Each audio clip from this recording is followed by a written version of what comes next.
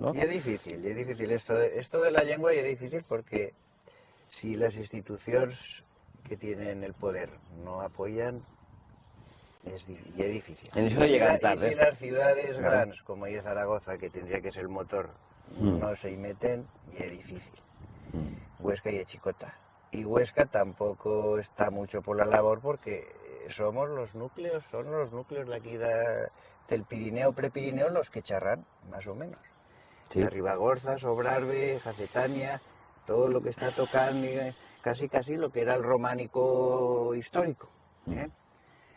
La zona del románico, donde más se guardan estas lenguas. Entonces, claro, esto ya es difícil. Si Zaragoza está metida, entonces sí que se podría ir para adelante.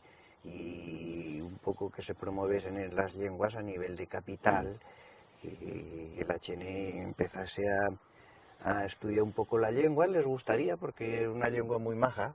Y yo ya digo, que alguna visita a campo, que esos pronombres son tan majos de sentiros que gustan.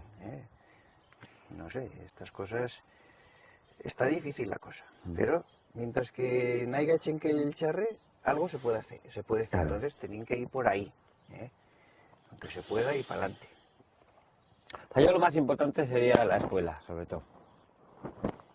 En la escuela y bueno, y que, no sé, no tengo una fórmula para acabar de trobar la dignificación, de la que la gente tenga una conciencia positiva de la suya lengua. Que encara se troba gent, y gent no guaire gran, que no tiene una conciencia buena de la suya lengua.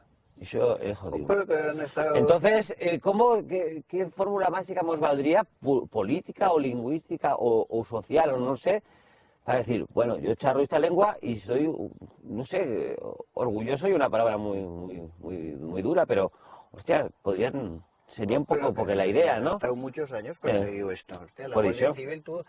¿Cómo farían este cambio? Charra la Guardia ¿Qué? Civil como aquí y ¿qué? Les Claro. gustaba y venían de Andalucía. ¿Qué charran esta chena? Igual nos están insultando. Claro. Pues iban por ahí la chena, claro. Sobre todo las instituciones han sido criminales con la lengua. Y claro, ya no hablan a nivel superior de instituciones como la justicia, los abogados. Bueno, estos han utilizado el lenguaje castellano y punto. Claro. Desde la Edad Media aquí no se ha empleado esto.